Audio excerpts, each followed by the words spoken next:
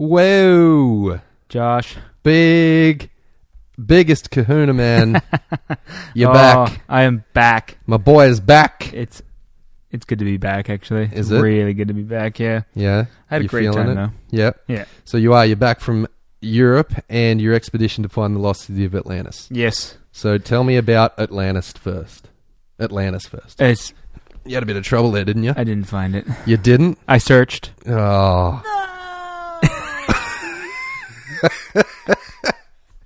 Yeah. Whoa. I couldn't find it. Yeah. I searched far and wide. Searched high and low? Yeah. Got lost in the Bermuda Triangle there for a bit. Yes. I just don't think that Atlantis is really supposed to be anywhere near the UK or Ireland. With that mindset, you'll never find it. So. Did you bring me back anything good from Europe? I thought about you when I was in Europe. Yeah, but that's not a physical gift. Didn't bring you anything. This is bullshit! Oh man! I'm sorry, Josh. I wanted to. I did. Yeah. Probably a good time to note for everybody that while Big Kahuna was away, I figured out how to get little sounds in live time, so we don't live in the Stone Ages anymore, and it takes the editing time down dramatically. Holy moly! Oh yes, and Big Kahuna is currently operating one of the soundboards, and I have the other. So surprise! This is not going to be good. Yeah. Yeah. Oh, another question. When you got caught in the Bermuda Triangle, was your body fiddled with? I came. Nope. I have a few extra parts and a few bits missing, so I'm not sure really. Can't wait for you to tell us all about them.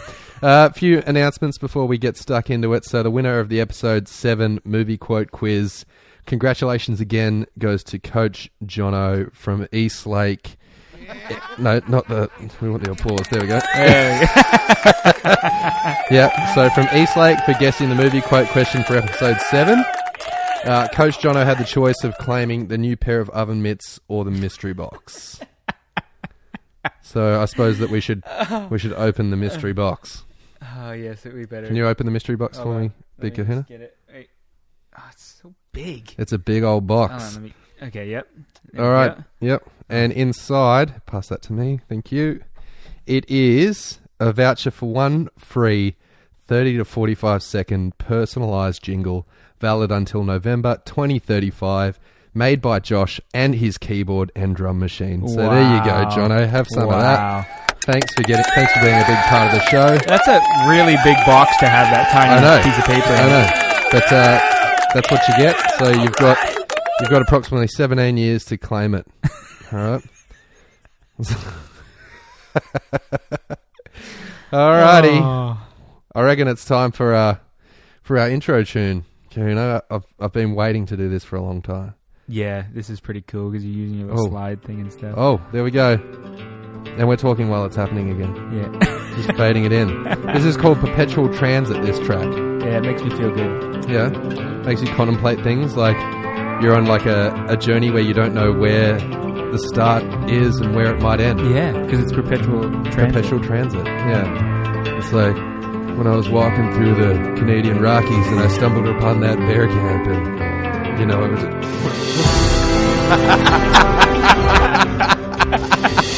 It's just going to keep going. I'll fade it out. There we go. I'll fade it out for you. All right. Welcome to the show, everybody. Episode 8. It's coming right on up. Thank you very much. Beautiful. Look at that fade. Bang. A lot went on through that one. Yeah, a lot happened. Nobody really got to enjoy the perpetual transit. I don't think many people got to enjoy it, but, you know, we did. We did. So. That's the important thing. Yeah. All right, Big Kahuna. So, the topic this week... Geez, it feels weird sitting here doing this. I haven't done it in so long. It feels good, though. It feels grouse. Yeah. I really enjoy it. But our topic for this week is one I get a lot of questions about. I know you do too. Oh, it's great. Like, and a lot of people that just don't really know that they're doing it. Yeah. Because it's inadvertent. So. Yes, exactly right. They're oblivious to it for that reason. And it's inadvertent reinforcement. So can you tell everybody your definition of what inadvertent reinforcement really is? Oh, yeah. I can tell you about it. Go for it, big guy. I mean, it can be anything. This is the funny thing about it. So when we're training dogs, we're trying to figure out what the dog wants, right? Yeah. So, and sometimes we're wrong about that. Sometimes the dog wants something that we don't think they want. So when you're doing your training and they do something that a behavior that you might not want them to do, and you do a particular thing in order to stop them from doing that behavior, sometimes you're not stopping them at all, and in fact you're actually making it better. So you're rewarding them on accident. Yep. Right? And sometimes we're doing it even, without noticing it in other ways where you're just maybe ignoring a behavior or something like that that you should be addressing or whatever. But in some form, you're reinforcing the behavior that they're doing that you don't want. And it's basically the inadvertent part is that you're doing it on accident. Yeah, you don't know that you're doing it. Yeah, and you don't realize it, or you do realize it, but you've already done it, So I find on occasion I'll do it and I'll go, I think I've just rewarded the wrong thing. Yeah, but I do it. Yeah, heaps. yeah. One of the worst cases of this that I've ever seen. These people. It was obviously a serious case of misunderstanding, and it was a dog that had been given up, and they were trying to rehabilitate it and find it another home. But it had it was a big Irish wolfhound, and the people that owned it before they gave it up, what had happened was the dog would grab their hand and latch onto it and mouth it. Oh, yes, and yes. the way that they'd get it to stop was they'd get a bit of meat or a bit of food and and bring it over here. Right. And then the dog would disengage from their hand and go and get the meat. The meat. Yep. And then the dog's gone, okay, so if I just do that, every time I do that, they give me a treat. Yeah. And the person they're like, oh, how do I stop this from happening? Well, give the dog a treat that way. But that's, you're just strengthening the behavior. Yeah. And they were doing it inadvertently. Yeah, but obviously they didn't realize that they were strengthening the behavior. That's right. And any attempt to reduce a behavior and then you accidentally strengthen it, doesn't matter what it is you've done. I see it all the time with people where the dogs are jumping up on them and they push them down. Yeah. That pushing the dog down almost always is making them do the behavior more. Absolutely. Almost always. So that's you're interacting with them and you're engaging that's right. with them. And some of the dogs, when you push them down, they get more fired up and they get excited. Excited and it becomes a funner game. Yeah, this is a really fun game. Oh, I said funner. Ew. Oh. Ew.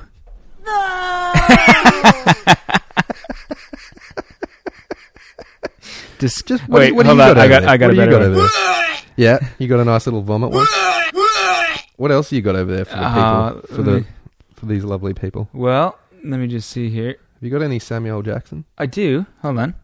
Say what again? Say what again? I dare you. I double dare you. He's getting fired up. Say what one more time. Oh no, there's a swear. It's cool. No, it's not cool, Samuel. In fact, you get double swear.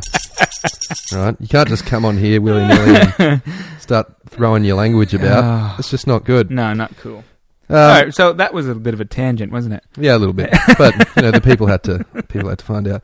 But just so people can understand, when is inadvertent reinforcement most likely to occur? Oh, so I guess the most often when I see it, so it more often occurs when people are trying to break a particular type of behavior, exactly. right? So and it more often than not they're doing something that in our human terms makes sense. Yep. But then to the dog, it's the total opposite. Yeah. Because when, for example, if you're yelling at your dog for something, but the dog wants your attention, and it hasn't been getting your attention in any other form, when you yell at them and maybe go chase after them because they're doing something that you don't like or whatever, that's the attention that they're seeking, you know. So they're trying to get some sort of interaction from you, and they work out that chewing on power cords gets me that interaction with. Exactly, yeah. So I see it a lot when people are trying to stop a behavior that they really don't want. Things like scratching on doors and to come inside. Exactly. And that's one of the big ones. Oh, all the time. We're actually going to field a question later on in Big Kahuna's Mailbag. Right. So, good. Yeah. Because it is a huge one. People accidentally do reward those types of things all the time. Yep. I'm trying to think of another example of it, but probably the biggest ones that I get are like what you said with the mouthing. Yeah. Mouthing is another one. I used to know like a neighbor. So our dog would bark a bit and then the neighbor would just throw like bits of meat over. You know? Yes. Which is the same effectively as you're distracting it. They're thinking that they're like, oh, if I do this, I'll distract it for exactly, a while, and yes. then it'll sit down, but then the dog's like, no, hold on, like now I'm done with that piece. The dog doesn't know that the neighbor threw it over. It's just like this thing appeared out of thin air because, like, I was doing this certain behavior. Yeah, and they go, wow, that's one of the worst kinds of inadvertent reinforcement. You know, the dog thinks that he's able to control his universe by doing that behavior. It's like I just do this, I do it really good, like Olympic level effort, and then I get, a bit of casserole steak. Yeah, absolutely. And another form of, I don't know if you can consider this a form of inadvertent reinforcement, but I think allowing your dog to get away with certain behaviors, like putting them into a situation where they're going to do a behavior, they're going to do it and you don't want them to do it. Yep. And it's a self-rewarding behavior. So to me, that's almost a form of it where let's say your dog likes to bark at other dogs or something like that, and then you put them into situations where they get to do that over and over and over. What and about over digging again. in the backyard? That's a hard one. That's a really hard one because that can be a self-rewarding behavior, but it falls in the same line because you put your dog in the backyard knowing that they're going to dig a hole and that they're going to enjoy doing that and that's going to be a satisfying thing for them. Yep. So you're putting them in a situation where they're going to strengthen the behavior, and that's for sure. That's the point where I call it sort of an inadvertent reinforcement, because I don't know if most people realize that they're strengthening the behavior just by putting them back into the same situations again. Yeah. And that in order to stop those behaviors, you have to break the cycles, and stop them from doing it without having some sort of consequence for it. Yep. Either good or bad, whatever it is that you're trying to create. Yep. But yeah, I mean, it happens everywhere in dogs' lives because the dogs are constantly searching for what works and what doesn't work. Exactly. And anything that works they never for stop them. doing it. Yeah, exactly. Yeah. So bloody oath, man. Yeah. So inadvertent reinforcement is it's why most dog trainers can do their paid. They get paid, because people are regularly creating behaviors that we then come in and exactly remove, Yeah. And a lot of times when I go into a place, I just sit there and watch people with their dogs, and I go, okay, so we can sort out 5 of these behaviors just by you changing that, and that. Yeah. And then all of a sudden the dogs are like, oh, I can get your attention by grabbing my toys and not your shoes. Exactly. Awesome, Yeah. It takes me oftentimes, things like that where the dog will pick up random objects. All I start doing is putting a few toys that they're allowed to have in where they would normally pick up like something they shouldn't have, and then they start grabbing their toy instead of whatever the other thing is, and then I start playing games with their toys, right? And then they go, hang on, so if I pick up this object, I get games, and Absolutely, if I pick up other things, I get nothing for it. There's no fun or involvement from their owner. Exactly, from the other things. Yeah. But the problem is that oftentimes the dog will pick up their toy, and the owner will just go, "Oh, good, he's got his toy, so he's doing a good job. Leave him be." Yeah, he's and then having a good time on his own. exactly, and then they pick up a shoe, and then you go and chase them. Yeah. Yeah, and it's the game they want is the chase game. And oftentimes it's hilarious. Oh, and it is so funny, especially when they grab like weird stuff. Like the dill. No, I won't say it. just go into the wrong drawer there, Fluffy. Oh, Where'd you get that? dill pickle. Yeah, they grabbed the dill pickle. Yeah. From the undies drawer. Yeah. Why do you keep dill pickles in there anyway? It's a weird place. Wow, that's a 12-inch black dill pickle.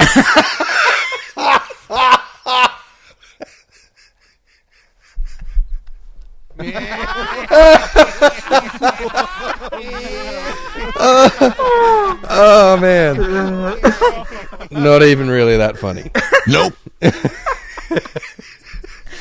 Oh, just how it went there. That's the best Imagine part. if you did find a 12-inch black dill pickle. I probably wouldn't eat it. No. There's- It's just be...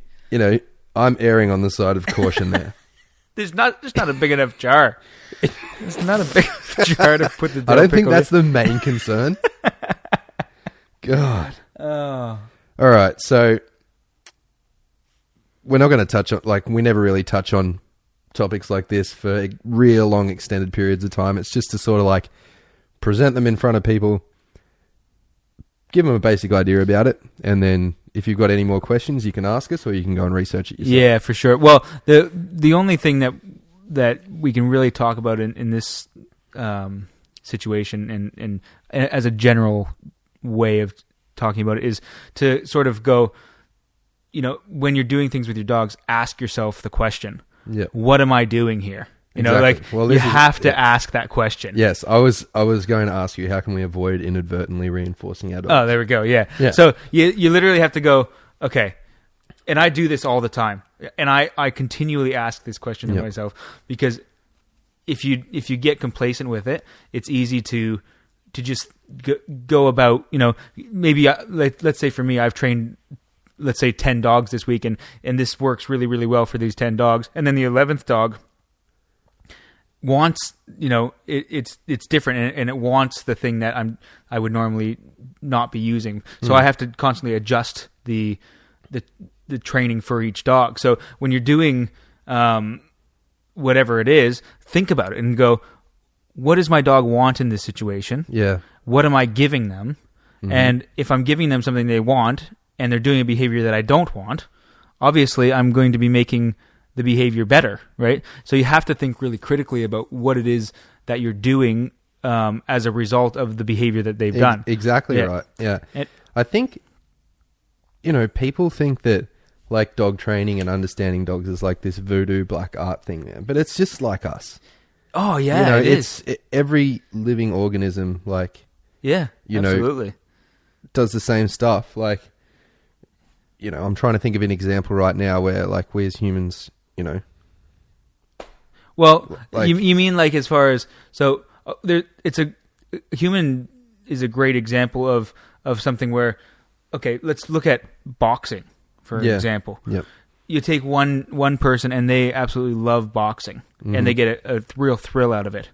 And then you take another person and it is like the worst thing that you could possibly have them do, right? Most fear-provoking, anxiety-related. Exactly. So for one person, that's a highly rewarding thing, and another person, it's a highly aversive, you know, activity. So if you look at those two people, if you use boxing as like the reward for doing a particular behavior, one person is going to really thrive at that behavior, and the other one is going to not do the behavior anymore. So you know, like you're getting. They'd rather go to the dill pickle jar. They really want to get to the dill pickles, and I mean, like, it's a silly sort of analogy to have used as the boxing one, but it's just a matter of people think about things, you know, differently than one another. And some people think, like, for example, a tattoo, you know, some people don't mind the pain of it. It doesn't even bother them. And then other people, it's like the worst thing ever, you know? Yeah. So all that sort of stuff, everybody perceives everything differently, and dogs are the same. And you have to think about it that way, that they are perceiving things differently, that they're not all the same, you know? But even when you think of it, like, as a little kid, little kids are inadvertently reinforced all the time, and we've spoken about that.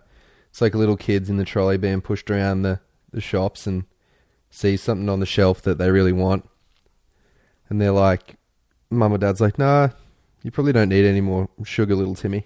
Yes. And little Timmy's like, oh, really? I'm going to find your dill pickle jar and expose it to the world. And then they crack huge tantrums, and then the parents cave. Yes. That's Absolutely. inadvertent reinforcement. Absolutely. So then the next time, kid's just going to do the same thing. Yep. And you know how I know? Because I was little Timmy. I was him. I was like, it's potato gems and Fanta time. Oh, every time we right. go to Coles after school. Yes, yes. And I would throw tanties. And throw and it big was ones. Like, and to stop you from doing the tantrums, Yeah. they would be like, we better give him a couple of potatoes. Yeah, Mum and her golden heart. Yep. She would just, she'd go, all right, Yep. but you better not carry on. And I'd be like, no, I won't. Because I've got Until what next I want. time. Until we dance this dance next time. Yes, yes. Yes, Ah. indeed.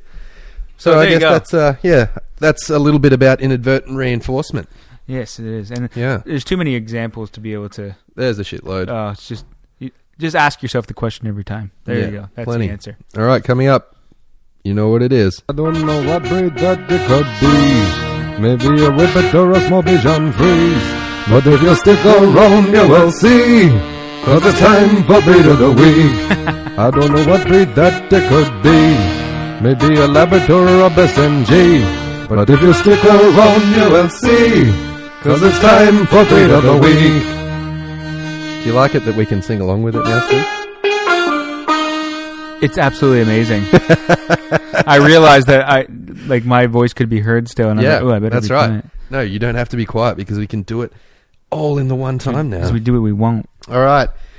This week's breed of the week, it's a special one. I would consider it a breed that not a lot of people know a lot about. Not know a lot about. You're right, Josh. English. Just had a stroke. Sorry, guys. Whoa. Say what again? Say what again? I dare you. I double dare you, motherfucker. Say what one more goddamn time. I'm going to have to take that off you. I always thought that you'd be the don't press it I've again. been saying that shit for years. You are an animal. I thought you would be the responsible one. That's why I bestowed it You upon you. can't put these things in front That's of me. why I bestowed it upon you. Even Louis wants to press the buttons. Oh yeah, we've got this like miniature toy poodle on the couch. Yeah, we do. Hates me. Bit me on the leg before. He did. He did. It's He bit hilarious. me. He bit me. I moved too fast. Because he's a boss. He's Say something, Louis. make him touch the microphone. Or Say something, Louis. Oh, there he is. Wow, it's a deeper bark than I've heard you do before. That's a very deep bark for you, Louis. All right. This rare breed is called the Portuguese water dog. Funnily enough, they originated in Portugal, and today they are known as the Cão de Água. So spelt C-A-O, C with the A with the little thingy-majiggy, little piece of spaghetti on top of it, de Água, but pronounced Cão de Água, like K-O-W-N. Cão de Água. Which literally translates to dog of water. Let's dive into the history of this breed. So, the Cão de Água can be traced back to very remote times along the Algarve on the coast of Portugal. Is that how you say it, Kahuna? Because you're a learned traveller. I don't know. Algarve. Well, it certainly wouldn't be with that weird R accent that you guys have over here. It'd be Algarve or something. Algarve. Very good. Or some sort of thing. The Portuguese held the dog in high esteem and saw them as sacred creatures. Well, with that little hairdo that they get, Yeah, they got this little hairdo. they look pretty Pretty sacred. cool. Despite the many theories that surround the breed, none dispute that its ancestry is ancient, and the first written accounts of the Portuguese water dog date all the way back to 1297 AD. Interesting. 1297. Yeah, man. It was by a monk. It's by a monk. 1297. That's like medieval times, kind Yeah, of. man. That's old. Holy smokes. All these breeds that we talk about are pretty old. Yeah. So the written account was from a monk that reportedly witnessed a sailor who had fallen overboard being dragged to safety and out of the ocean by a dog which had a black coat of rough hair cut to the first rib and with a tuft on the tip of his tail. What? So they were even cutting them like that since? Yeah, which is weird to me. What was I the don't really reason think for that? Yeah, I don't know. I got no idea. Oh man, I wish we could have found that. I'd love to be a fly on the wall and go back in time. Yeah, absolutely. Due to the grooming standards that many Portuguese water dog owners abided by at the time, the breed was also commonly known as a lion dog due to its coat appearance. Now, if you don't know what they look like, literally go and have a look, go on Google Images or whatever. But the dog, so they come in like black and white, different variants, like some are patchy, some are full color black. But they've got like a curly or wavy coat. And what they do, literally like the monk said, so they'll leave all the hair on the dog, but they'll cut it at the first rib so that it's really short on the dog's body. Yeah, like shaved down. And it looks like a lion. Yeah. Looks a bit like a big black lion. Yeah, it's very funny looking. But they also have like if you picture the fur of a standard poodle. Yes. It's that type of fur. And they are hyperallergenic as well. They are hyperallergenic. They don't shed at all. Nope. They do not Fantastic. shed. Yeah. There's a little fact in there about that at the end. Oh. I'll talk about. But yeah, so the breed was said to be a well-balanced and versatile working dog that was very popular as sea companions and guard dogs all the way along the coast of Portugal. They lived alongside the sailors on the boats and were taught to, here we go, retrieve lost tackle or broken nets, to act as a courier from ship to ship or ship to shore, probably heaps more reliable than some courier companies here in Melbourne. Oh, boy. And to literally herd fish into nets and ensure they didn't escape. That is smarter than me. That is ridiculous. Like, if you asked me to herd fish into a net and make sure they didn't escape, just forget about it. like, more fish would escape than went in the net. I don't think I would get one single fish. No, I don't think I would either. How But these dogs did. That's amazing. Do they like... Unless the go Portuguese are a underwater bunch of and stuff? liars. Yeah. That's what they reckon. They would like they could dive. They're divers. Yeah, which is just completely strange to me. Like, the thought of a dog, like... Holy. I've seen dogs, like, dive for things at the bottom of the pool. But, like, to stay down there for, like, 4 or 5 seconds at a time, or maybe more, Swimming. it's just crazy. Oh, man. That's like a seal.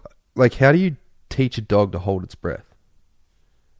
It would have to just be Like innate. Innate thing, Yeah. Yeah.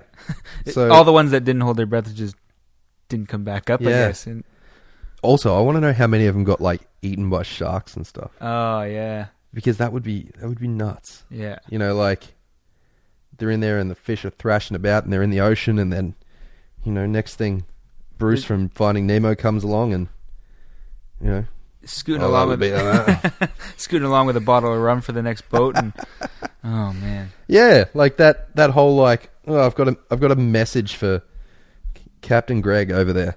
Here you go. Yeah, go ahead. Go and get him. That was Go when and tell him my stories. That was when pigeons went out of style. You found it. I was waiting for you. I was waiting for you to You shouldn't find be able it. to use that on your own joke. Well, you deserve it. I really reckon you deserve it. Yeah, so these dogs were required to be excellent swimmers and seafarers and were adept at diving underwater to retrieve items that may have been lost overboard or to ensure fish didn't escape from fishing nets. Yeah, that is absolutely... Like, That's but just could you bizarre to imagine, me. like, one of these dogs, they're like, I don't know, can you do, like, a Portuguese accent for me? Oh, no, a fishing net. I don't think that's what they sound like. They don't sound like Borat.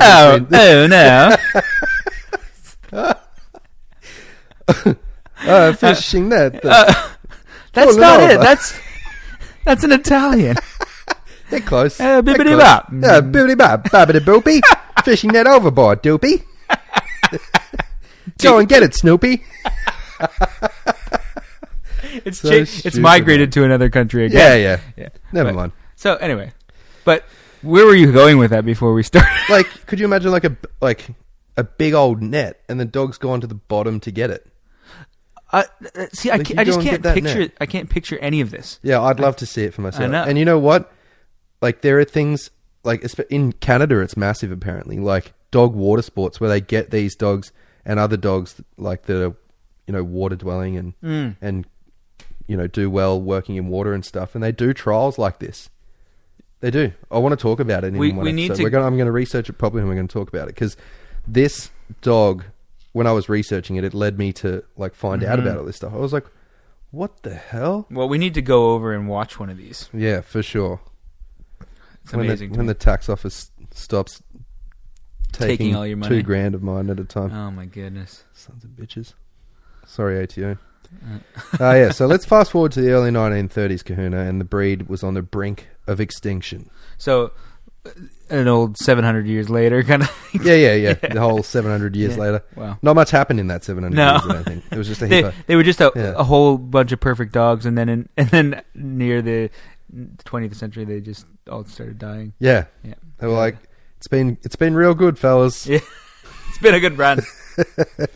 Luckily for the Portuguese water dog, a wealthy businessman called Vasco Bensaude, B-E-N-S-A-U-D-E, I reckon that's how he's Bensaude, was introduced to the breed by close friends and was completely fascinated with their unrivaled desire to work at sea and their loyal and affectionate nature. Bensaude understood the problem facing the breed at the time and decided he would open up a kennel that he named Algabiorum and ensure that the future of the breed was steady and prosperous. So this guy literally, it was like Nickelback was playing in the back. He was like, and they say that heroes save us. So like, he just rescued the breed. Rescued him, man. Literally, now, single-handedly. Why were they, where were they going? Because I think fishing as an industry around the 1930s in Portugal was starting to wane. Okay. And so not as many fishermen... Like, there weren't as many fishermen to start with, and therefore the need for the dogs drastically reduced. Yeah. Okay. I read something about that. Really should have put it in there. Well, luckily, you just reminded did. me. You just did. Lucky you reminded me. But yeah, so that was the whole deal about it. And then apparently, like, he went and found one. He was told of a magnificent working Cão de Água by local fishermen, and he eventually tracked the dog down and bought it. This Portuguese water dog was named Leo, and Bensaude used him as the foundation sire for his kennel. Oh. Most Portuguese water dogs that are alive today can be traced back to Leo. That is spelled crazy. L-E-A-O. Yeah. It basically comes down to one dog after that many years of having them. Yeah. Pretty much. To me, that seems absolutely like that's crazy madness. Time. Yeah. And what other breeds are gone? Yeah, well, that's actually that's a really good topic. We should do that. Like extinct breeds. Yeah. There'd be heaps of them. There would be. Yeah, I'm pretty sure like the Romans, like way back in the day, had a heap of dogs. And the Spanish. Remember we did that episode about the Catahulas? Yeah. And they were like, when they bought these like Spanish dogs, and there was a particular breed of dog. I can't remember the name of it, but they were like, yeah, it's now extinct. Yes. So there'd be a heap of them. There'd be There'd be heaps. Yeah. That's amazing, isn't it? I guess as the needs for them change through time. Yep. Yeah. Yep. Exactly. In 100 years from now, there'll be different breeds that we're like, what in the fuck is... What is that? Little coin. Yeah, what is that? What is that? So true. And, to us it'll be like, what is it? But then they'll be like, oh, it's just a Pekingese dishwashing dog. What, you've never seen one? You idiot. That's probably true. All right, where are we up to here? So, yeah, what's the deal with these guys? Well, it is thought that this breed is a combination of breeds of dog, and two being the common poodle and the Irish water spaniel. Like a standard poodle, like the big ones? Yeah, the standard poodle and the Irish water spaniel. Okay. I think there's a few other breeds in there. When I looked, they thought that there was probably about 5 or 6 of them that probably were related and had ancestry to the dog. Let's go into some facts, Kahuna. So as we said before, there's 2 different types of grooming cuts for this breed. Well, we didn't say that before, but we were talking about the grooming. Yes. So there's one called the lion cut, which we spoke about. And it's like a lion cut, but except for It's like an extended mane. It's Yeah. like it goes down. It goes down to further. to the Yeah. first rib, Yeah. or sometimes they take it to the back of the rib cage. I think. Right. Yeah, I don't know. And then there's the hang on. retriever cut, where I think that they just shorten the coat overall. Okay. Yeah, So like sort of like all the way down, like shaved. I think it's not shaved altogether, but it's definitely a lot shorter than what it is if it was just left. Yeah. But yeah. the hair apparently is waterproof. Oh wow. Yeah, it's waterproof. Like the water just rolls off it if you tip water on it. And it's meant to help them. So they'll jump in water if it's freezing even. They Right. don't care the because water, they're insulated. yeah, the water They- doesn't even actually doesn't- touch them. Yeah. Yeah, it doesn't mean anything to them. Like a duck. Yeah, like a big curly haired duck. But the Portuguese water dog is a loving, independent, intelligent, and easily obedience trained dog. It's gentle and patient, but by no means a couch potato. I like when they put in things like independent. Yeah. It's They're- like, oh, I'm a classy, independent woman. Well, it's just like you're just saying that they don't want to be. They don't want to listen, or like they want to make their own decisions. Yeah. Or You're they pouring- don't want to be anywhere near you. Yeah, you're pouring sprinkles on a turd. Yeah, exactly. That's yeah. what you're doing. It's great. Fun, I found something out along the way. A lot of times, how we were talking a while back about how people put in search engines for what's the perfect dog for me sort of thing. Mm-hmm. Mm-hmm. And a lot of times they get this. Like a lot of times the Portuguese water dog comes up. Oh, right. Because people will be like, oh, I don't want it to shed, and someone might have allergies. Yeah. So automatically Cuts down it a knocks lot. like so many And then dogs they're off like, that oh, way. Yeah. we want like a loving, loyal, fun, happy, dog. And then, boom, Ting, up ting, comes ting. up comes Portuguese water Yeah. dog. Ah. But then people are like, oh my God, this is actually a very high energy dog. Working dog. Yeah. Yeah. And they're what I guess you would call a medium-sized dog, in that males generally Medium to large. medium to large, Yeah. generally grow between 19 and 25 kilos, and females 16 to 22. As far as like health defects and stuff, like I didn't find out a lot about them other than that some lines are prone to hip dysplasia and progressive retinal atrophy, which is just bilateral degeneration of the retina. So they like start to go blind. Yeah, pretty Yeah. much. But they need heaps of exercise, whether it's swimming, long walks, or plenty of Like playing. plenty of play. Yeah, right. Interesting. Yeah. So they're not going to be a real easy dog. No. They They're- do come across Yeah, that way, don't they? exactly. Like, It's a tricky one because people Yeah. would be getting these on like thinking that they're going to be a pretty easy dog, and well, that leads me to the fun fact.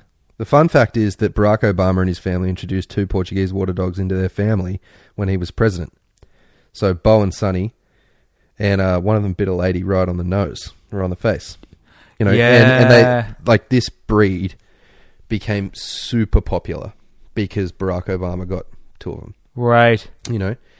And isn't that the case though with everything? Like a dog becomes popular and like, someone's got one, or like, Red Dog 2. Yeah. Like apparently the like surrendering of red kelpies after that. People wanted one, they got them, and then they kelpies just by nature can run like over 40 or 50 Ks in a day. yeah, and they're just Yeah. difficult dogs Difficult to have. dogs. And then they were like, well, And so people were just getting them because they thought they looked cool. What Yeah. kind of dog is that in this yeah, movie? what kind of well, Yeah. that's a red kelpie. Yep, and Yeah. it's difficult. Yeah, we might actually be talking to the lady that trained the red kelpie Oh, from wouldn't that be fantastic? Yeah. So that's in the pipeline. We're gonna get a movie star on here. Well, she is a. We're not gonna talk to her, though. Horses for like, even trained horses for like, that movie War Horse that Steven Spielberg. Yeah. So she trained all the horses for that. Oh wow. Yeah, To like lay over. and amazing pet them lady. and stuff. Yeah, she lives on the Gold Coast. Oh, cool. Mm. Yeah. that's something. Might not be for a while, but I'm going to... Can we get the dog on? Yes, we can. She better bring the... Is it her dog? No, I don't think so. She just trained it. She just trained it, yeah. It was on, like, morning sunrise and the Good Morning Show and stuff like that when Red Dog 2... I think it was like 2016 or 2015, 2016 that movie came out. Yeah. Yeah, you can go on the internet and you can find her and the dog. What's her name? Good question, sorry. I have it somewhere. I should know this. We're not going to be able to find her very easily. Zelly Bullen. Oh, yes.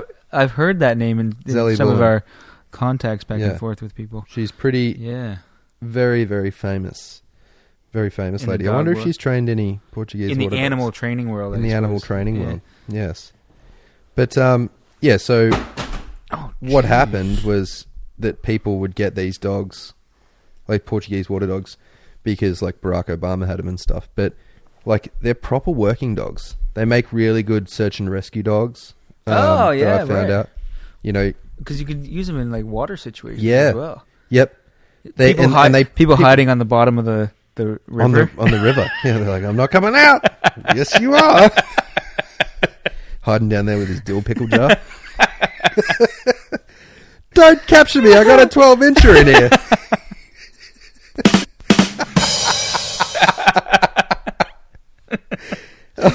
Oh man. Yep. So stupid. But yeah, like it's probably not like in terms of who should get one of these dogs. Somebody that's actually going to pay a lot of attention to the dog and exercise it. Like it'd be a good dog in a working home. I'd love to try one and see how it goes and see what they're all about. Yeah. But what do they have any over here? Yeah, there's a lady and she's actually a really, really impressive website. I had it up here before. Where is it? Thank you for that clicking. Hold on, let me just give you a bit of... Why that one? It was either That's that or Indian. It was either that or funky beat. So Can you give me the funky beat? hang on. Do you come to this disco often? Oh, good thinking music. Yeah, very good thinking music.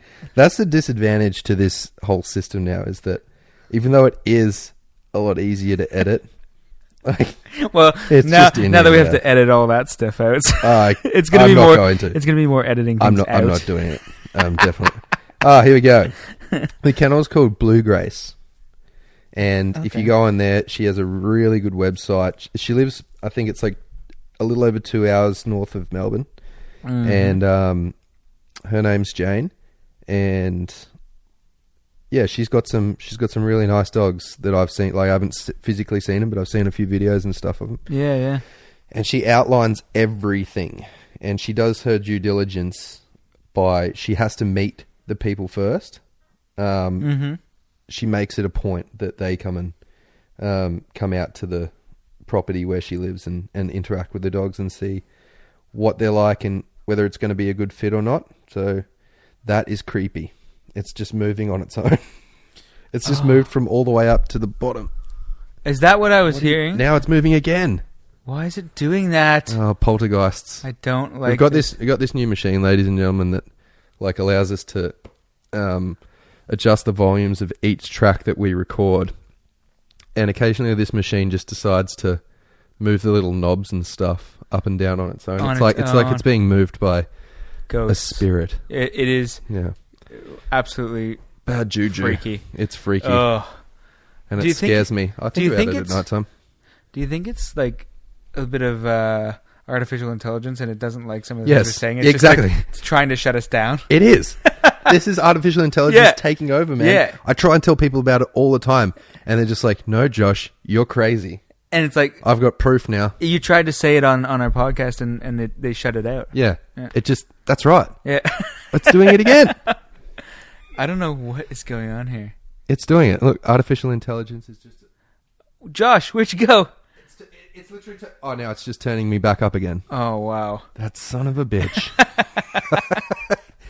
Anyways, you can sing along with this next one because we're on here now. So, but it's time for Big Kahuna's Mailbag.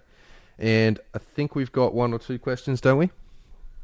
Yeah, we do. Yeah, we have one good, one that we can address now, and we have quite a few that we're gonna have to address in a different episode. Oh, well, we got one good doozy, so here we go.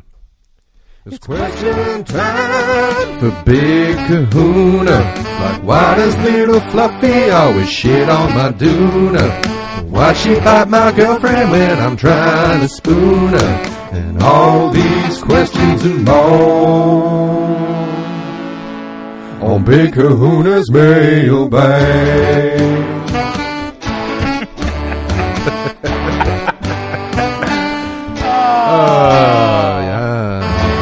Yes, thank you, everybody. Yes. I do love Beautiful. that song. Yeah, it is my favourite one that I've come up. Well, I've collaborated with Shaggy and others. Good. Yeah.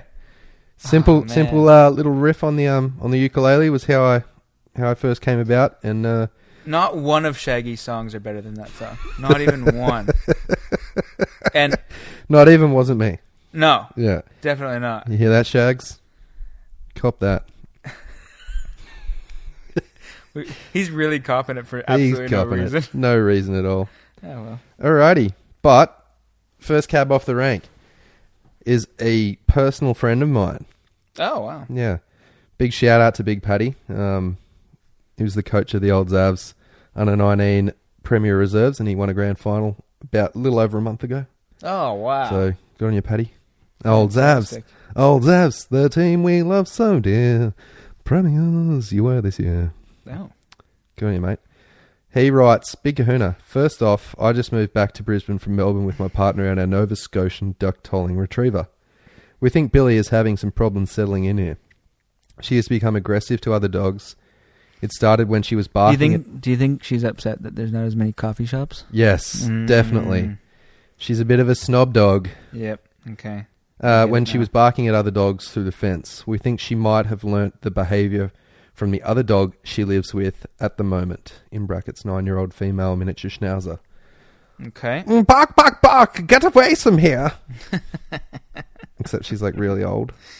They're not very friendly, the old Germans. Now she's being aggressive to other dogs at the park, so what should we do?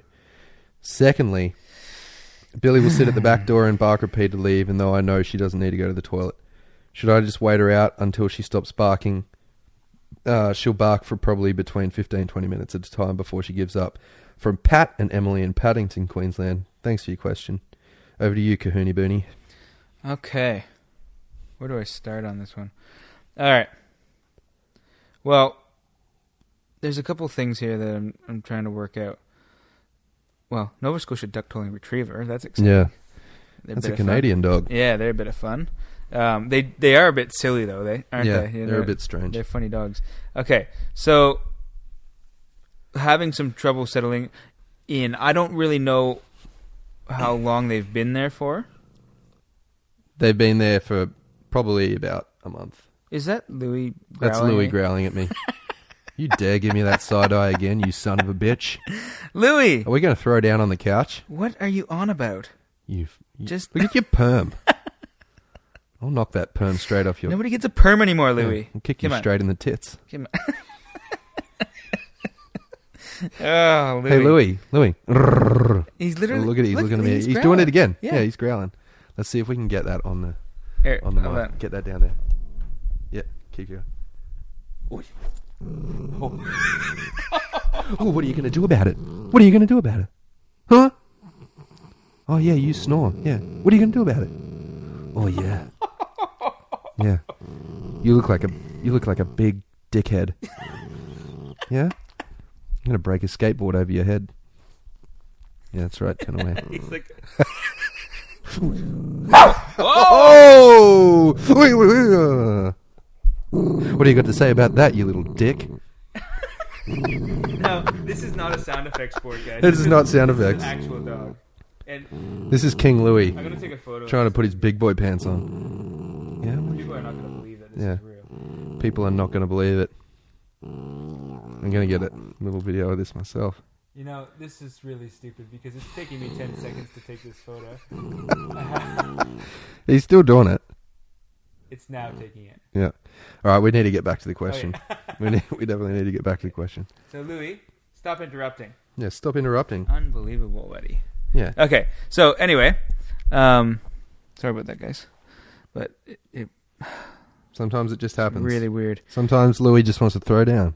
He's been really wanting to throw down with you, which is absolutely crazy. I get it. He wouldn't win. I only told him a few bad things, but before we came in. All right, let's get back to Pat and Emily's question. Here. Where are we at? Okay, so it's hard to. It's hard to what I'd say. Concentrate is what it is. Yeah. This dog doing this.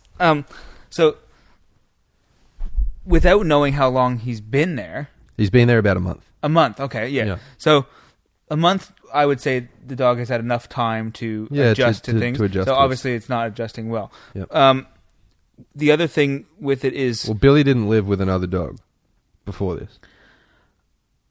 Oh. Yeah, Patty hasn't told us that, but I know that's how it is. Okay, so Billy moved in with this other dog. Yeah, so when they moved to Brisbane.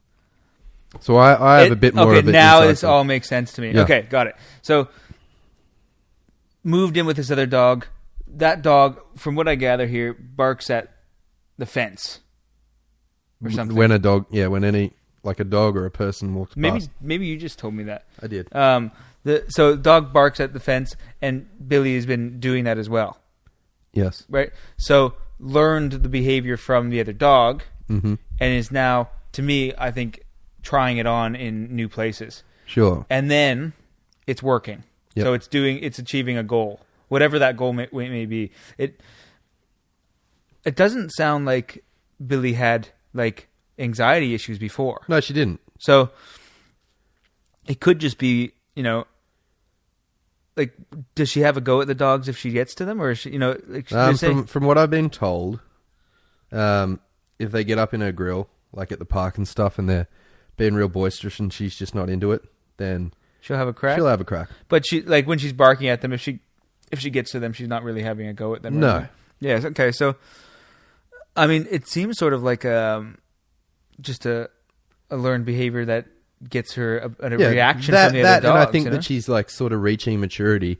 And when we did the research on the Nova Scotian Doctolling Retrievers, anyway, like, a lot of them were renowned for being sort of watchdogs or guard dogs. And, she obviously identifies that that's her piece of land as Marland, and so, to her, she's just, get out of here. Now she's doing that. So she started doing it through the fence, and now she's doing it in other places as well. That to me is that she's figured out that barking at other dogs does something. And then she's doing it in lots of places. Yeah. And she's trying it on and getting... Exactly. And it's been inadvertently reinforced because either the person or the dog that's walking past was going to walk on anyway. Yes. And she's barked and barked and barked. And then that person or the dog, the person and the dog has moved on. Yes, absolutely. Naturally, because that was what was going to happen. And then in her mind, she's like, okay, cool. Like, now they're gone. Now, I think... like, Patty and Emily want a solution. Yes. And I think that they want to head down the more, force-free, positive side of things, which is fair enough. And it's fair.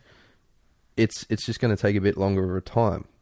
Yes. So, anything like this, if it's a rewarding behavior, I mean, the hardest part about this is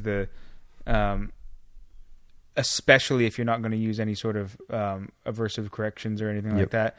The hard thing is you have to manage it very, very, very, very well. Yep. So if you're not managing it properly, and the dogs are getting the opportunity to bark at other dogs regularly, and creating that same situation over and over and over again, then it's never going to get better. Nope. Just not going to happen. The only way to make it better in those situations is to make that more uncomfortable for the dog. So Yep. when they do that behavior, let's say an example would be like a bark collar. So dogs barking at the front of the house at another dog, that behavior becomes less enjoyable because when they do the barking, it starts to be a more uncomfortable feeling after, like as a result of it. Yep. Right? It doesn't give them any pleasure or joy to do it. No. So that makes that a lot easier to get rid of a behavior because you can make that behavior less enjoyable and less enticing to do.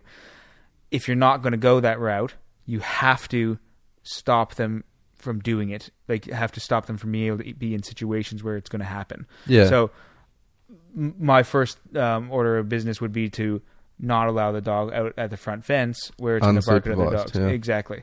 And then every time they do bark at another dog out there, I mean, realistically what you have to do is bring the dog back to a point where they're not reacting anymore. Yep. Like far enough away that they're not going to react. Yep. And then when they don't react, you give them a reward for it. Mm-hmm. Right? And if you're not using corrections. Yeah, you need to flip it on its head the way that the dog sees. It's not an opportunity to be fearful and try and move whatever is out there on. Mm-hmm, exactly. It's an opportunity for reward. Yes, and it's going this to is- be a yeah. really slow Yeah, process. it's gonna be hard. especially if it's already. But this is what I say to people, and I'm all for people wanting to, there's so many benefits of force free or positive only training, and but it's not one of those things where you can have your cake and eat it too. It's got its limitations. Yeah, it does. for sure. Because it's going to take a long time. It's going to take a lot of your attention. It's going to take a lot of different things. Honestly, most people aren't willing to put in the time Yeah, that it takes exactly. to do it force free. That's right. It is so much harder to change a behavior like this without some sort of correction. Because there's an underlying, to me, it's fear and anxiety. Mm-hmm. Why the dog's doing it. Yeah. It's not like I want to get out there and rip your head off. Yeah, It's go away. I can because keep I'm I not can keep comfortable this with you place being safe. here. Yeah. I'm not Yeah. comfortable with you being here. Yeah, absolutely. Like, this is mine. You go away. Yes. You know. Yeah. Whether So- it's a really high fear or it's just a mild anxiety about things, is really it's irrelevant. Yeah. In this point, but the main thing that they have to take from this is, if you're going to try and change it that way, basically you have to work with the reaction zone. So if you are within the zone where they are actually reacting to the other dogs, you're too close, and Yep. you're not going to be able to teach the dog anything. You have to get them to the point where they are outside of that reactivity zone, but still able to notice that the stimulant is there. So that the dog is walking past. Yep. So they have to see that the dog is going past, but not actually react to it. Yep. So that can be I've seen this with dogs that have real bad reactivity issues on the road, and they'll be 500-600 meters away. Yeah. And they're still reacting. Still going off. Right? Yeah. So you have to find the point where they're not going to react. Yeah, that threshold. And then when they don't react, reward them for not reacting. Yep. Right? Then you slowly reduce that distance. Yeah, it's the old dog's afraid of the mower. Yeah, exactly. That classic example. Exactly. You know. But it's really difficult, especially for something like this, because the And dogs it's are not- sporadic and yeah. random. And you're treading a very fine line. Mm-hmm. Because if you don't understand it properly, then you can very quickly fall into the inadvertently reinforcement. Yes. Where you're like, and I can see this happening, and they're like, oh, good girl, she's doing okay. And then, she'll cross over that threshold, and it'll be like, bah, bah, bah, and they'll be like, oh, and then treat. Yes, and there's another part of this that I think gets overlooked quite a lot when you're trying to deal with dogs that have reactivity issues, and that is, rewarding the thought. Yeah. Right? So if you're rewarding the thought of doing the wrong thing, then you're still rewarding the wrong thing. Exactly. Right? So one of the things that I find with a lot of these dogs is people are, that there's that method of, okay, the dog sees the other dog and you give them a treat to try and make them feel like better about it, right? Or whatever, Yep. make them feel more comfortable. And I get that idea, but if the dog is wanting to react to them, there's also the potential that you're going to make them want to react more. Yeah. Think about it like this. If you were at a bar with a buddy or something, and then he was going to get into a fight, and you're like, yeah, get him. Yeah, get him. Go after him. Yeah. Right? You can win this fight. That kind of thing. You're almost like telling them like, yes, keep going, keep doing that. And we do that when we're training dogs for the police. Yeah. When they're starting to get a reaction towards something, like Straight the up. perp, Yeah, we're good like, boy. good boy, get him. Good dog. That's not going to stop them from doing it. That's going to make them go, oh, they're friendly now. Yeah. That's not how it works. You're rewarding that thought. Yeah. You It's a continuation of... exactly. Keep going. You keep doing what you're doing. Yeah. So keep feeling the way you're feeling, and it's this the right is feeling. it. This is the right feeling. Yeah, exactly. So you have to make sure that when you are rewarding them in those situations, that you're not rewarding the thought, and you're actually rewarding the absence of doing something, even though they had the thought. And so for me, mate, like, this is just too much for like the average person that doesn't know dogs. It is. You have to read the situation. So a trainer like has to be there, and that's going to cost a lot of money, man. Like, it's going to be a lot of money. Absolutely. And time. Yeah. I mean, it all comes down to, if you can get a trainer that can really show you what to look for, and show you, when and how to reward. But I mean, even when if I go to a client, I show them the timing and where and how important the timing is, and timing is critical. Yes, and I mean, it takes a long time for people to get that right. Yep. It takes anybody a long time. It takes us trainers, you have to learn the timing. You have to learn that and how important it really is. Yep. And without knowing how important it is and how important it is to get that millisecond sort of accuracy with your timing. That's why clickers exist. Yeah. Is to get that pinpoint accuracy when you're trying to get a behavior. And when you don't have the timing, I mean, to be honest, I say good luck. Trying to change a behavior like this without any sort of aversives, and without the experience. Yeah, mate. Like, they'll say that, people say that you've got like 2 to 3 seconds to apply that. Not in this. Yeah. Not in this instance. And it's literally honestly, half a second. Yeah. Like, it's instantaneous. It's instantaneous. Yeah. That boom, like dogs barked, boosh, I got it. Exactly. I honestly think that 3 seconds is and truly out. They're out. No. They can be doing something totally different, or in that time. Yeah. Yep. I mean, if you pressed a button on your radio, and nothing happened for 3 seconds, you'd be like, I don't think it works. Yeah, I'm taking this back to JB High. Yeah, and you would probably press another button within that 3 seconds, and then you would think that the other button is what caused. You know what I mean? Like, that's classic Josh. Absolutely. Yeah, that's classic Josh. That's normal. Yeah. That's humans. So imagine a dog. Yeah, it's going to be even less, predictable than what we can make it. How we can see things. Exactly. So I mean, this is not an easy question to. No, it's none of these questions that we get are just. No, they're not straightforward. But so let's lay it out in 2 categories. So, like you said, for the positive, you need to identify. Like, you can't just set and forget and hope that the dog stops doing it. Yes, absolutely. The dog. This goes for everybody. You can't just go to work, leave the dog there, and let it do its day to day, and you don't know about it, so it's all good. Because I guarantee you, the dog's doing it.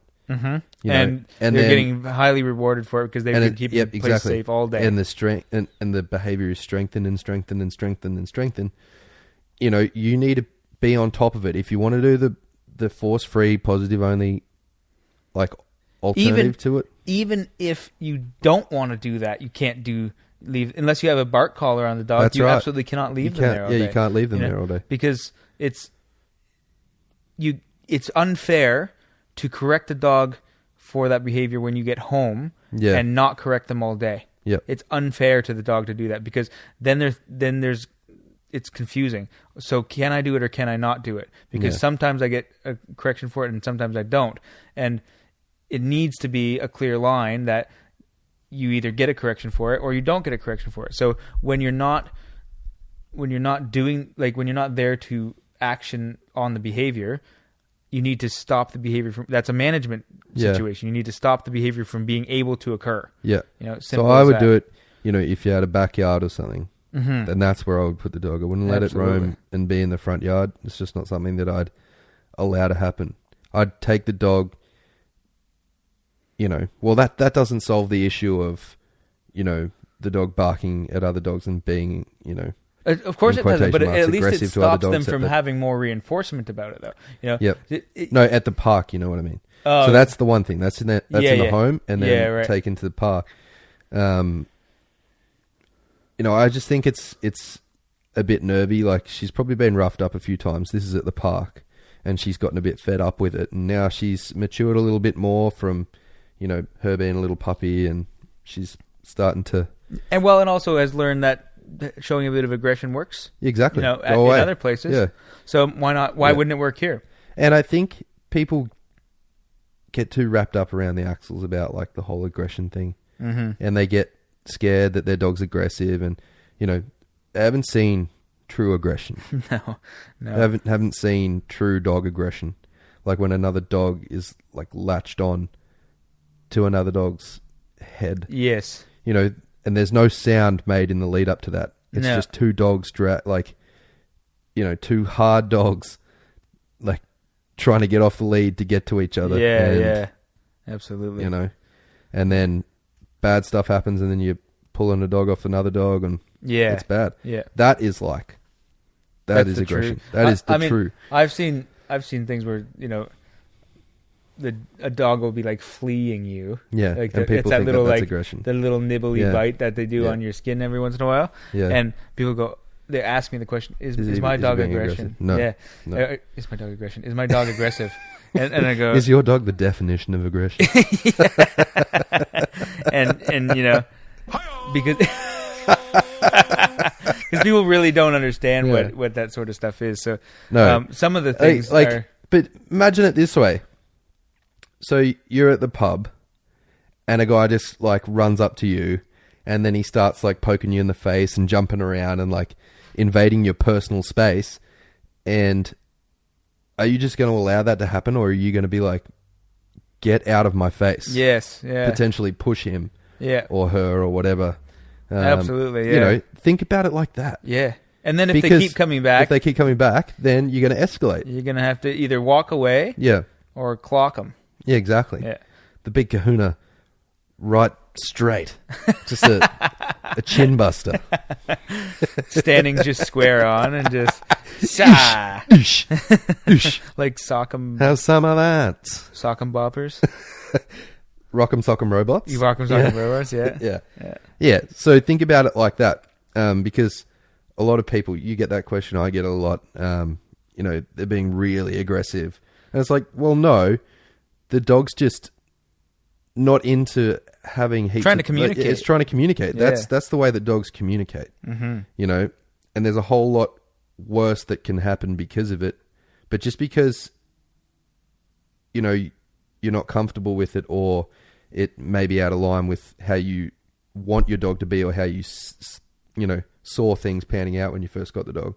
Like, it's not entirely bad. It's just a way that the dog's communicating. And we just have to mold it into a way that is acceptable. Yeah. But I mean, so many dogs out there, the reason that this happens is because so many dogs out there don't know how to interact with dogs that have a little bit of issues, Dogs should be able to read the signs and go, oh, this dog doesn't want to play, and then leave them alone. And if they could read those signs, we wouldn't even have these issues. Yeah. But they just don't read them at all because they haven't been trained properly to read the signs. Yep. And then when they do get into that situation, they don't notice it, and then they get whacked by another dog for what they perceive as nothing, Yep. So it's not good for anybody. But one of the things that I tell my clients when they have a situation like this, especially if you have you're concerned, is get a muzzle.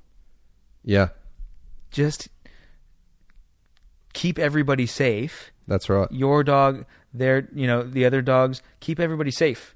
Yep. It's easier to keep everybody safe with a muzzle. Oh man, Oh, what is this thing doing? this is scary. You get a muzzle on the dogs, and you keep everybody safe, and potentially it'll stop the behavior just because your dog's no longer able to do what it wants, and so it can't achieve its goal. Yeah. So as soon as it stops being able to achieve the goal, then sometimes it reduces the behavior so drastically that they learn other ways to deal with those situations. Yep. And I've seen that a lot, where you put a muzzle on the dog and they go, they feel like they've got their hands tied behind their back so they can't do anything, and then the situation de-escalates because they haven't tried to have a go. Mm-hmm. So a muzzle is, they have a stigma. People see their dog in a muzzle, and you go, the poor thing, it's got a muzzle on and whatever. But it's the best thing that you could do, Yeah, man. Are you sorry, I can't get... I am trying to avoid looking at it. This thing's going off its head. I have no idea what's going on. What is it there. doing? It's moving at... I've got no idea. Oh, man. That's scary. It's actually really creepy. I'm going to wake up tonight and it's just getting like in the middle of the night and it's just going to be standing over the top of me. Yeah. And be like, I will take over your race. Beep boop. Oh, really, really creepy. It's just like legs come out of the bottom and it's just got those like little wheels and it just... This thing it's got a mind of its own, man. It does. It's crazy. There's absolutely no reason for it to be doing that right now.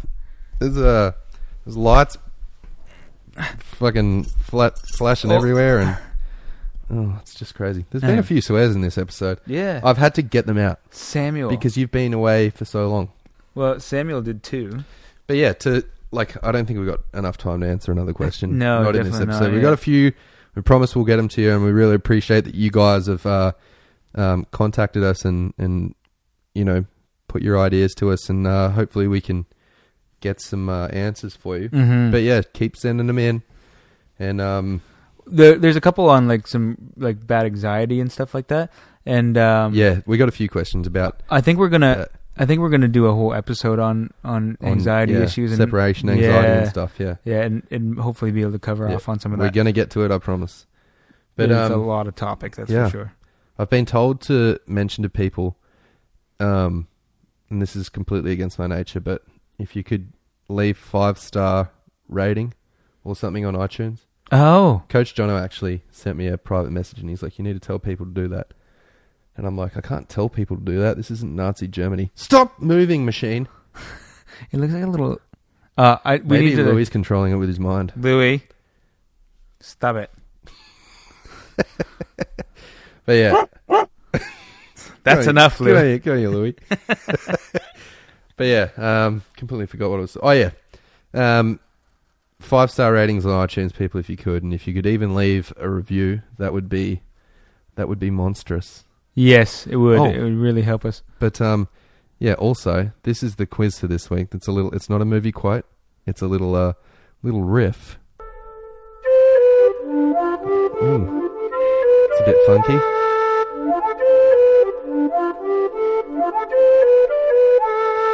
Ooh. I like that one. Now, where does it come from? What song? You can either tell us what song or what band that's from. Wow. Yeah. Now they know it's a band. Yeah, and the winner also gets a mystery box.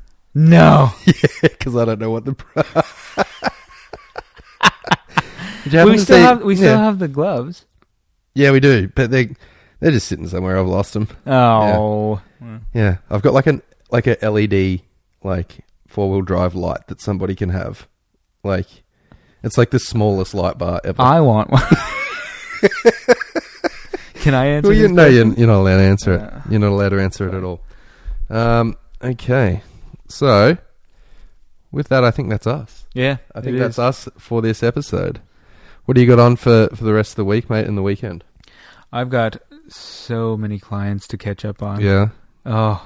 Well, I haven't them's the slept ropes, in- buddy. I haven't slept in 4 days. I've seen your like eyebrows and eyes twitching and stuff like that. But, They actually, they actually are. Like, I think they. yeah, you when you're real tired and you get that little twitch. Yeah, I get it all the time. I don't sleep very well, people.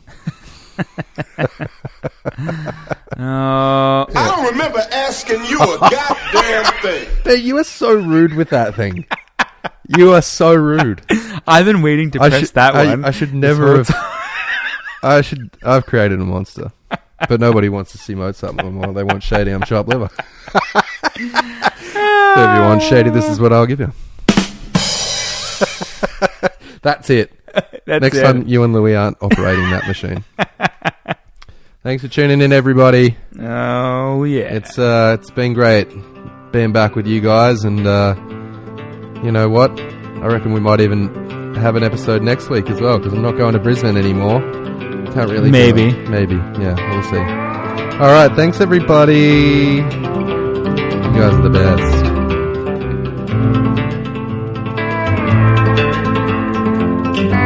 Louis, if you look at me like that one more time, I swear to God, I'm going to drown you in a big jar of Vegemite. Bye. Get me out of here!